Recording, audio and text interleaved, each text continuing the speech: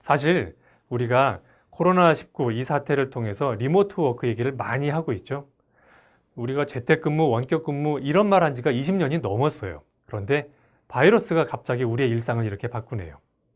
중요한 건요, 이러는 과정에서 우리가 가지고 있던 문제들도 좀 드러나고요. 그리고 가치관의 가치도 다시 드러나고 있습니다. 무슨 말인지 하나하나 짚어보도록 하죠. 리모트 워크의 성패는 어디서 좌우될까요? 많은 사람들이 어디서 뭐 하는지 알 수가 없어, 좀 불안해, 이런 이야기를 합니다. 뒤집어 보면 상호 신뢰가 핵심이라는 말입니다. 여기에 제가 하나를 더하면 성과 관리입니다.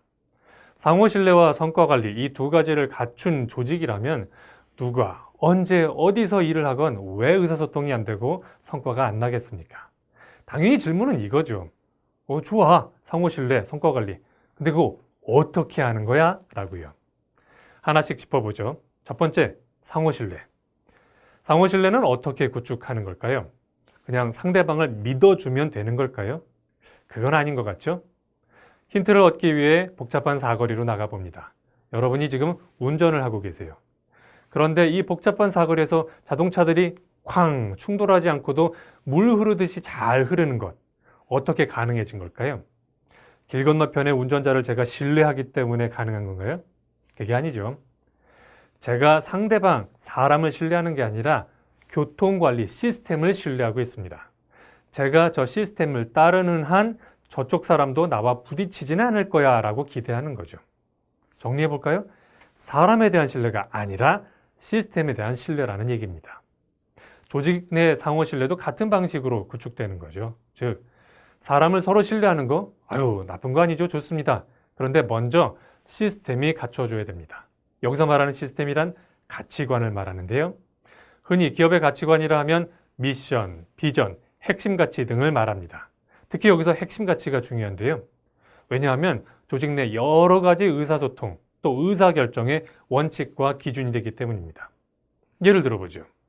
자, 두 분의 상사, 한 사람의 상사와 직원이 일을 합니다. 한 사람은 신속성을 따지고 한 사람은 완결성을 따집니다. 상사는 어차피 내 손 거치게 돼 있어 빨리빨리 가져와, 이렇게 말씀하시는 분이고, 직원은 한 번에 하는 거 제대로 잘해야지. 이 두 사람이 한 사무실에서 일한다. 좀 스타일은 달라도요, 문제는 별로 안 생겨요. 왜냐하면 김용성 씨 이거 좀 가져와, 이렇게 이야기하면 되기 때문인 거죠. 그런데요, 두 사람이 다른 장소에서 다른 시간대에서 일하면 문제가 생깁니다. 상사는 도대체 이 사람이 일을 하고 있는 거야, 어쩐 거야, 왜 보고가 없어, 이렇게 하실 거고, 직원은 아니 일도 안 끝났는데 뭘 자꾸 보고하시라는 거야, 이걸 언제 또 갖다 드려, 이렇게 될 수 있다는 거죠. 두 사람이 만약에 신속성과 완결성 중 무엇이 더 중요한가요? 서로 미리 합의를 해놨다면 글쎄요, 이런 문제는 좀 줄어들지 않을까요? 바로 이런 이유로 기업의 가치관을 구축하고 전파하는 일이 상호 신뢰의 기반이 되는 겁니다. 두 번째 따져보죠. 성과 관리. 여전히 많은 기업에서 성실하면 성과를 내는 거야, 이렇게들 이야기하십니다. 틀린 말은 아니죠. 특히 지시와 통제 업무 방식에 익숙한 상사일수록 이걸 더 선호해요. 그분들은 얘기하세요. 눈에 보이면서 일하는 직원이 안 보이면서 일하는 직원보다 훨씬 믿을만하다. 그래서 그분들의 말하는 성과 관리는 내가 보면 알아, 이런 거죠. 자, 그런데 리모트 워크 상태로 들어갑니다. 어디서 일하건 성과를 냈던 직원 A와 눈앞에서 일했던 직원 B는 좀 달라집니다. 직원 A는 평소랑 똑같습니다. 상사가 있건 없건 내가 집에서 일하건 카페에서 일하건 일을 해내고 성과를 내면 됩니다. 그런데 상사 앞에서 칭찬받으면서 일했던 직원 B는 상사가 주변에 없으니 일할 의욕을 좀 잃게 됩니다. 그제서야 상사는 알게 되죠. 이 성과 관리가 보면 안다, 이거는 아니었다는 사실. 그러면 성과 관리 핵심은 뭘까요? 두 가지일 것 같아요. 기업체 경영자들이 말씀하시는 그 두 가지는, 첫 번째, 목표를 미리미리 정확하게 합의하는 거고요. 두 번째, 방법은 위임하는 겁니다. 목표라는 게 뭔가요? 사실 다르게 표현하면 내가 기대하는 업무 결과, 이거 아닌가요? 그래서 상사의 말투도 좀 바뀔 필요가 있어요. 김용성 씨 이것 좀 해봐 라고 말을 한 것을 김용성 씨 이런 결과물을 가져와로 바꾸는 게 맞다는 거죠. 종종 이걸 알면서도 상사들이 못하는 이유가 있습니다. 불편한 진실 하나를 들춰볼까요? 상사분들도 자기가 원하는 결과물이 구체적으로 뭔지 잘 모르실 수 있다는 거예요. 저는 감사하게도 사회생활 초기에 이런 걸 정확하게 이야기하시는 분을 모시고 일을 했습니다. 그분은요, 같이 보고서를 만들 때 이런 식으로 하셨어요. 김용성이 앉아봐. 자, 내가 원하는 보고서는 10페이지야. 그리고 목차는 하고 목차를 직접 쓰셨어요.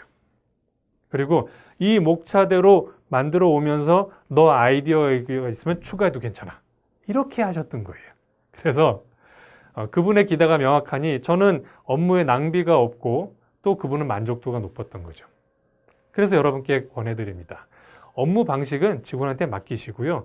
기대하는 결과가 무엇인지 명확하게 정의해 보세요. 그러면 성과 관리가 훨씬 쉬워질 겁니다. 정리해 볼까요?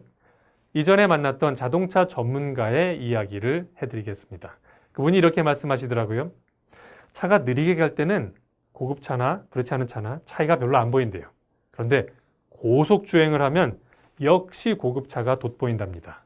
마찬가지. 사람들이 함께 모여서 일할 때는 일을 잘하는 사람, 못하는 사람 구분이 그렇게 되지 않고요.